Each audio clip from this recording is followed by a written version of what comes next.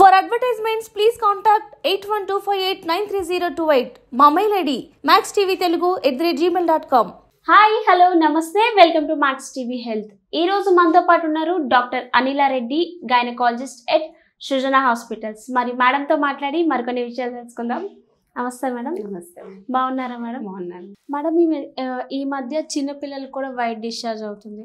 అసలు చిన్నపిల్లలు చిన్న ఏజ్ లోనే వైట్ డిశ్చార్జ్ అవుతుంది కదా, మనం డాక్టర్ని కన్సల్ట్ అవ్వాలా? సో నేను చెప్పినట్టు white discharge is very common.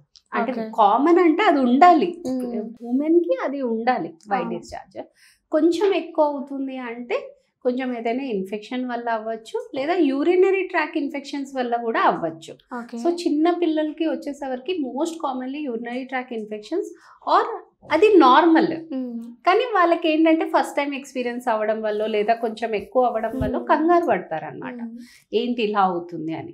So నేను చెప్పినట్టు unless there is no smell, no itching, no redness, దాన్ని ఏం చేయొద్దు. కొంచెం ఎక్కువ ఫ్లూయిడ్స్ మనం తీసుకుంటే సరిపోతుంది అనమాట. సో యూరినరీ ఇన్ఫెక్షన్స్ ఏమైనా ఉంటే దాన్ని మనం ట్రీట్మెంట్ చేసుకోవాలి.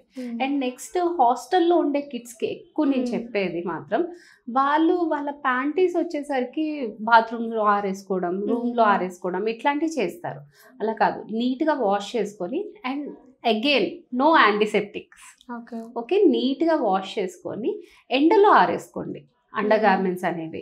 అలాంటప్పుడు వాళ్ళ హైజీన్ బాగా మెయింటైన్ అవుతుంది. ఓకే. సో ఈ వైట్ డిశ్చార్జ్ ఎక్కువ అవడం వల్ల కూడా ప్యాంటీ కలర్ చేంజ్ అయిపోతుంది కదా. సో అది నార్మల్గా నేను చెప్పినట్టమ్మా, ఆ pH లెవెల్స్ అంటాం కదా, యాసిడ్స్ ఇవి, దానివల్ల ప్యాంటీ లైనర్స్ మనకి బ్లీచ్ అవుతాయి అన్నమాట. సో అలాంటప్పుడు మనం అది కంగారు పడక్కర్లేదు, అది వెరీ నార్మల్. ఆ యాసిడ్స్ వల్ల మనకి అవి బ్లీచ్ అవుతాయి. సో నెక్స్ట్ ఏంటంటే కొంచెం ఎక్కువ యాంటీబయాటిక్స్ ఇవి వాడుతున్న వాళ్ళు ఉంటారు. సో వాళ్ళకి ఏంటంటే కొంచెం ప్రోబయోటిక్స్ ఇస్తాం. అంటే ఎక్కువ యాంటీబయాటిక్స్ అంటే గుడ్ బ్యాక్టీరియా కూడా చంపేస్తుంది.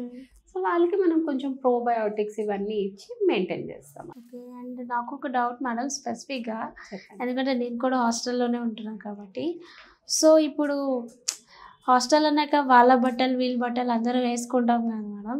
సో దానివల్ల ఇన్ఫెక్షన్స్ ఏమైనా వచ్చే అవకాశం ఉందంటారా? ఆబ్వియస్లీ కదా, ఆబ్వియస్లీ వస్తాయి.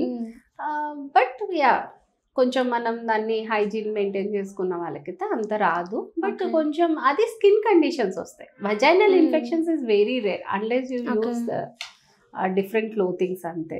మేడం, ఇందాక మీరు చెప్పినట్టు వాజినల్ హైజీన్ అని చెప్పారు కదా. సో కొంతమంది షేవ్ చేయడానికి ఇష్టపడతారు అండ్ కొంతమంది క్రీమ్స్ యూజ్ చేస్తారు. సో ఇవి యూజ్ చేయడం వల్ల మంచిది అంటారా? అసలు హెయిర్ రిమూవల్ చేయడం మంచిదేనా మేడం? హెయిర్ రిమూవల్ అనేది పర్సనల్ చాయిస్. ఓకేనా, అది నేచర్తో వచ్చింది, మనం అది పర్సనల్ చాయిస్, వాళ్ళు ఎట్లా తీసుకుంటారు అని. సో దాన్ని కంపల్సరీ చేయాలి అని ఏం లేదు. But if you want to do, మీకు కావాలి అనిపిస్తే మాత్రం cutting is the best option. ఓకేనా, సో అది జస్ట్ సిజర్స్ తో కట్ చేసుకోవడం is the best option.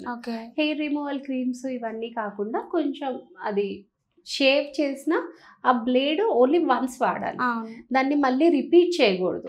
Second time third time you should not repeat it. And వేరే వాళ్ళు వాడకూడదు. ఓకేనా, ఎవరిది వాళ్ళు వన్స్ వాడేసి డిస్పోజ్ చేసేయాలి. And cutting is the best option నాన్న. ఒకవేళ హెయిర్ ఉన్నా సరే పర్వాలేదా మేడం? పర్లేదు.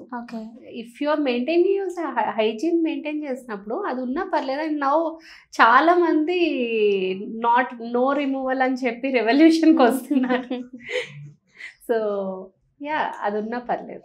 ఓకే. లైక్ సో మనకి హెయిర్ గ్రోత్ ఎక్కువ ఉంటుంది కాబట్టి, సో గ్రోతింగ్ వల్ల మనకి ఇన్ఫెక్షన్స్ వచ్చే ప్రమాదం ఏం లేదు కదా? ఇన్ఫాక్ట్ ఇన్ఫెక్షన్స్ నుంచి కాపాడుతుంది అది. ఓకే. అంటే చాలా మందికి తెలియదు కదా.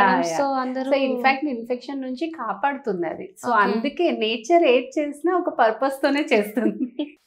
ఎస్.